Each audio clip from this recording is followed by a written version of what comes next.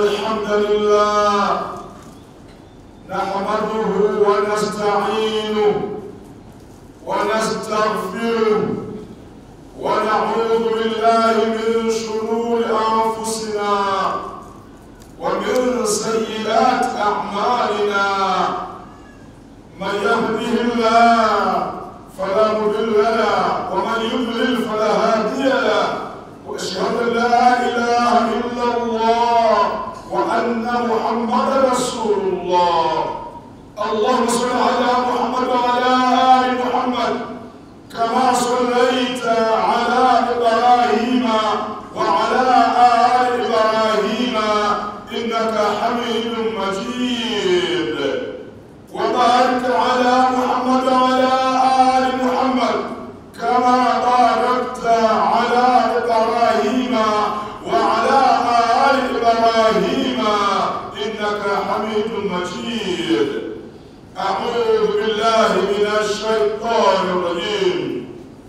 ومن آياته أن خلق لكم من أنفسكم أزواجا لتسكنوا إليها وجعل بينكم مودة ورحمة إن في ذلك لآيات لقوم يتفكرون. فقد جاء في الحديث قال رسول الله صلى الله عليه وسلم: الدنيا كلها متاع وخير متاعها المرأة الصالحة، إذا نظرت إليها سرتك، وإذا أمرتها أطاعتك، وإن ردت عنها حفظتك في مالك ونفسها. أوصيكم ونفسنا بتقوى الله وطاعته. فيا أيها الناس، ulimwenguni watukufu wa Kiislamu, ndani ya mwezi tukufu ni fursa tosha juma umma uhabarike, umma upashike kuhusu huu ulimwengu wa Kiislamu. Allah anasema katika Qur'ani, na miongoni mwa dalili zenye kuwathibitishieni, zenye kuwatambulisha Mola wenu yupo, ni kule Mola wenu ninyi wanaume kuwaumia wanawake ili kwao mpate utulivu, na ili mfikie kilele cha kupata huo utulivu, Allah akapandikiza hisia za mapenzi na kuhurumiana. Katika mchakato mzima huu yanapatikanika mazingatio kwa watu wenye akili. Allah tuunganishe tuwe miongoni mwao. Lakini katika hadithi Bwana Mtume sallallahu anasema, dunia yote mnayoiona ni starehe, hajastarehe mmoja wenu ni pale atakapobahatika kupata mke mwema kwa mambo matatu. Jambo la kwanza, yule mke ukimwangalia anakupa raha, anajua namna ya kukutengenezea furaha. Jambo la pili, ni yule mke ukimwamrisha anakuitika. Ni pale mwanamume utakapokuwa na mke kwake una nguvu ya ushawishi. Ukimwamrisha swala, ukimwamrisha hijab, ukimwamrisha darsa, ukimkataza kile unamkataza, hana kauli isipokuwa samina wa ata'na. Huyo ndio mke starehe. Lakini kingine ni yule mke mwenye kumtii mumewe, mwenye kujihifadhi, anachunga mipaka ya stara. Mwanamke yote ukiolewa, basi mwili wako mwenye hati miliki ya kuona uzuri wako, ya kuona mapambo yako ni mume, si mwingine. Wala yubdina zinatahunna illa libu'ulatihin, wala mke aliyeolewa hastahili kuonesha mapambo yake isipokuwa mapambo yake, uzuri wake ni kwa ajili tu ya mume wake. Ndugu zangu watukufu wa Kiislamu, ili tuweze kufikia kiwango ama kilele cha kupata huu utulivu katika maisha ya ndoa, tukiwa katika zama ambazo watu wengi walikwenda kwenye ndoa kwa matarajio ya kwenda kupata utulivu. Wanaume wameipa mahali kubwa, wanawake nao huenda walitokewa na baadhi ya wachumba, lakini hawakuwapa nafasi. Alimuona huyo aliyekuja mstaarabu, huyo alikuwa na matarajio chanya kabisa, lakini leo kinachotokea kwenye majumba, wanaume wanalia kwenye majumba,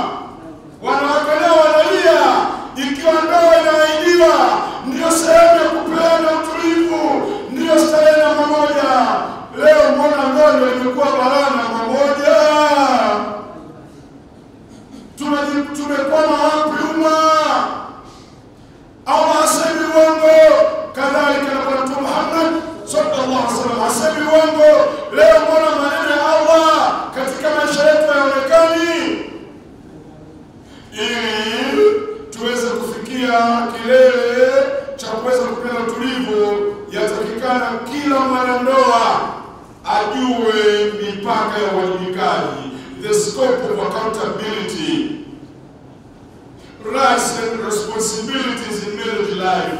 Kila mwanandoa ajue mipaka ya uwajibikaji. Mke ana haki gani kwenye ndoa, lakini mume nawe una haki gani kwenye ndoa, ili tuweze kufikia kilele cha kutulizana, kila mmoja ajue majukumu yake.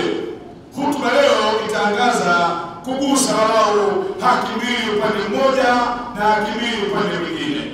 Enyi wanandoa, karibuni katika maisha ya furaha, karibuni katika maisha ya kuwazana, karibuni katika maisha ya kupenda utulivu ambao ndio mtaji katika kuendelea mambo mbalimbali katika maisha.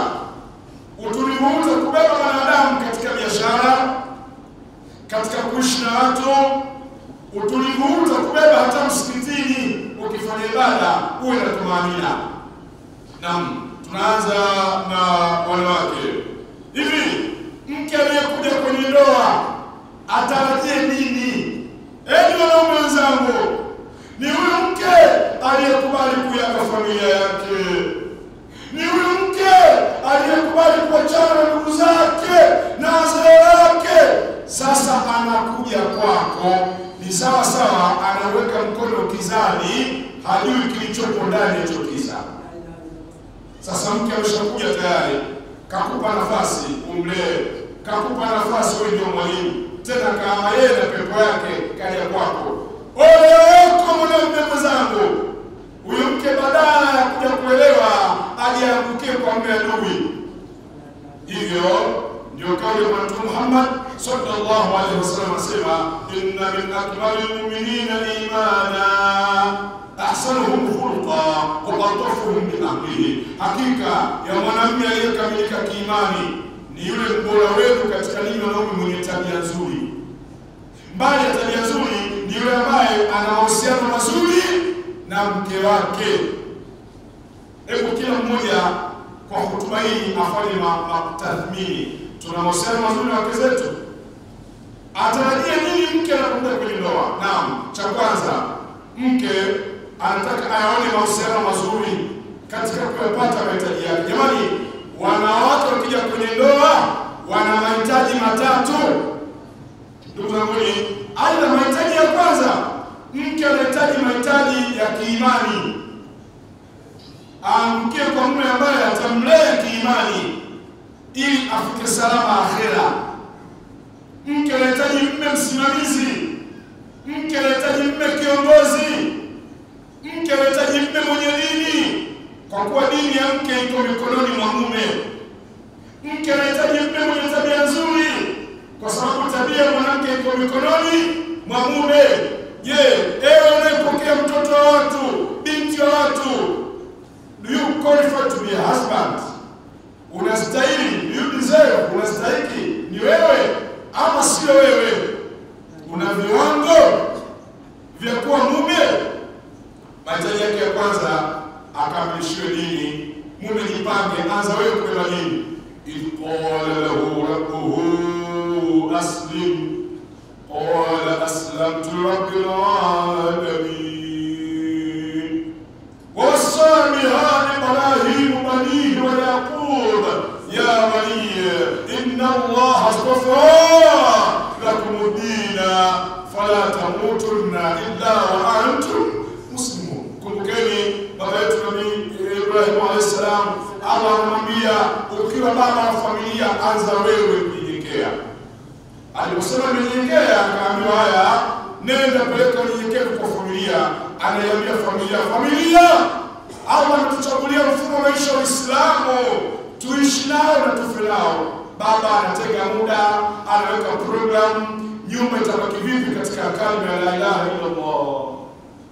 Huyo ndio mume. Mke anahitaji apate malezi ya dini, dini hiyo uweze kuwa na wewe. Je, wanaume zangu tuna dini? Ukisikia mwanamume mwenye dini ni yule anayetenga muda wake maeneo matatu. Kwenye ibada ya swala iko vizuri, lakini kutafuta riziki faida kumilati salatu fantashiru, anachapa kazi ili alishe, sio kulishwa. Mwanamume lisha, sio kulishwa na mke. Waponomo analishwa, mwanamume atakiwa lisha, sio kulishwa. Mwanamume mwenye nini anagawa muda wake wa tatu, anatenga muda wa swala biha, tenga muda kaa na familia, walau katika wiki au siku, pata walau masaa mawili, moja kaa na mke, simamia dini ndani ya nyumba, tenga muda kaa na familia ndani ya nyumba. Hapa mke ataiona dini kwako. Lakini ukikosa kiongozi dini, leo msiba kwa nyumba, inawezekana wanaume tukapata wake, lakini wake hawana waume. Nyumba hazina viongozi, viongozi wako busy na mipira, kushabikia mipira, hata Qur'ani hawajui, midomo kama ni stroke. What kind of life is this? Lakini mke ana mahitaji ya pili, mahitaji yake anatakiwa mke apate mahitaji ya kimwili. Wallahi nashukuru لينفق ذو سعة من سعته ومن قدر عليه رزقه فلينفق مما آتاه الله لا يكلف الله نفسا إلا ما آتاها سيجعل الله بعد عسر يسرا. Kila mwenye majukumu agharamike. Mume wajibika kwa mkeo, mtimizie mahitaji.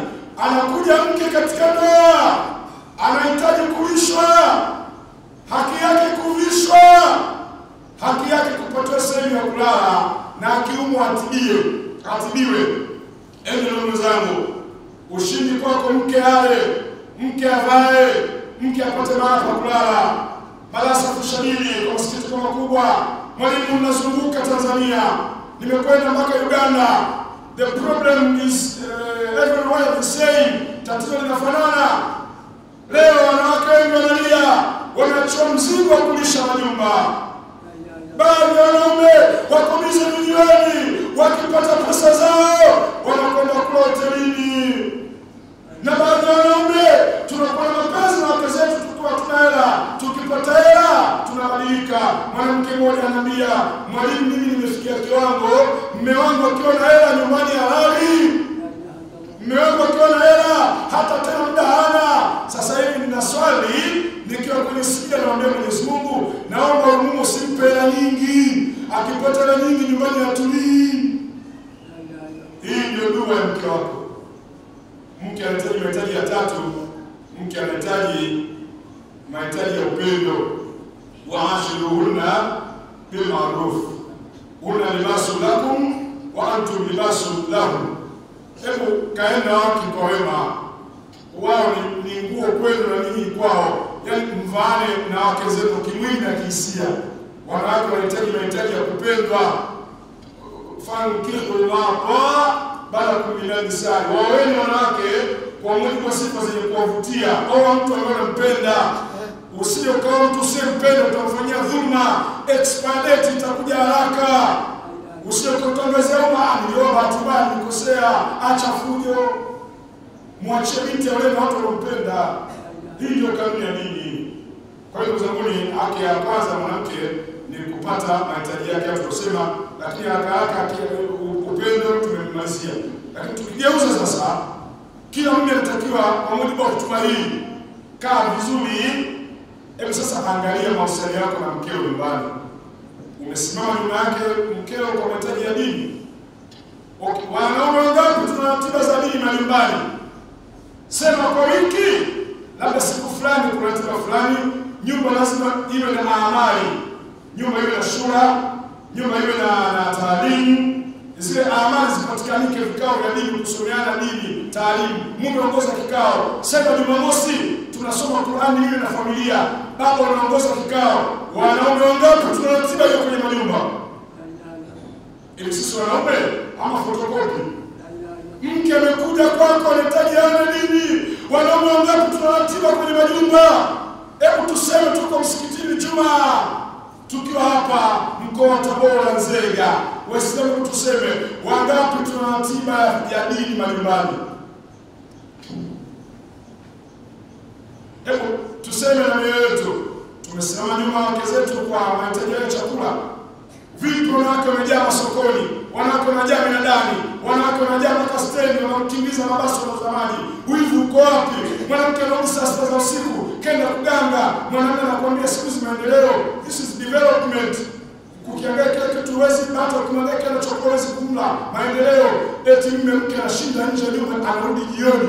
Wewe mume kweli wewe?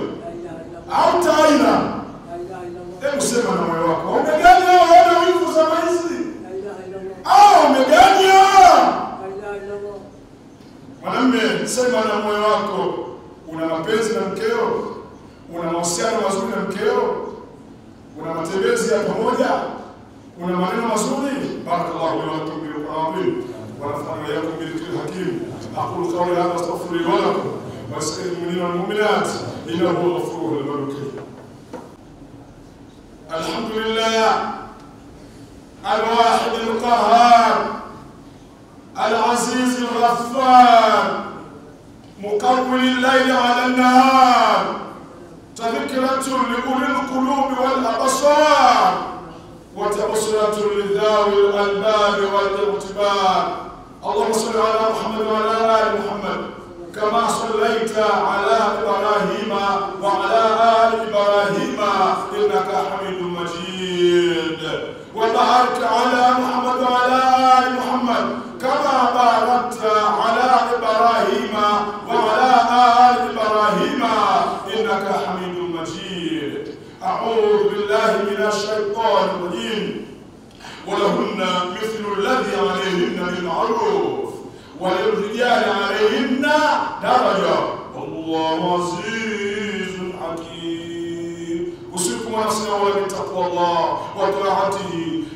Ewe mtukufu wa Kiislamu, Allah anasema nao wanawake wana haki ya kisheria kufanyiwa na waume zao kama ilivyokuwa haki kwao na wao kuwafanyia waume zao. Hutuba inakwenda hewani inachambua kidogo tu haki za mke kwa haki za mume. Okay, waume tutarajieni nini katika maisha haya kutafuta mia kotochi?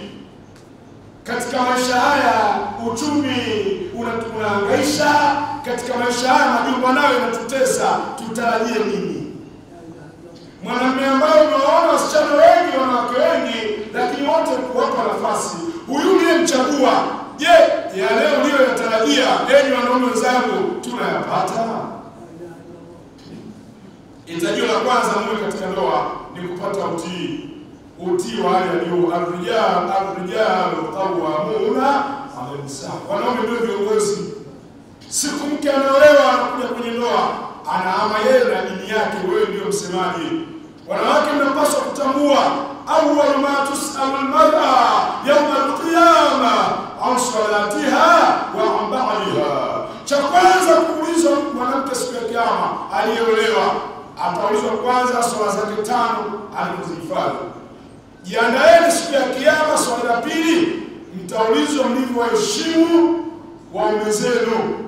Sisi wanaume tutaulizwa swala la kwanza swala la pili tuliwachunga nani? Wazazi wetu. Wanaume tunahitaji utii wa hali ya juu. Mtambue kila mama, mkija kwenye ndoa, mume ndio bosi wako. Mume ana daraja kuliko baba yako, kuliko mama yako. Yaani mume yuko juu, sisi ndio mlango wa pepo. Na wanawake wangetujua wanapaswa kuhifadhi mlango, na sisi ndio mlango wenu wa moto, mkiubomoa motoni. Salama radhiyallahu anha qalat qala Rasulullah sallallahu alayhi wasallam ayyuma imra'a matat wa zawjuha anha rad dakhalat janna. Mwanamke yote anayefariki dunia hali ya kuwa ameridhiwa maisha yake, utii wake kwa mume uko vizuri, hana chenga, hana kiburi, nyodo, mwanamke huyu kama akifariki Allah anapokea. Hadithi hii yatufundisha wanawake lao wangekwenda shule wapate kujua haya. Swala la mwanamke kumtii mume liwe pale muda wote, ili akifariki dunia Allah apate kumpokea. Wanawake wa Kiislamu, tunahitaji nini wanaume? Haki yetu ya kwanza ni kutiiwa. Idha da'a rajulu imra'atahu ila firashihi fatati wa in kanat tanur.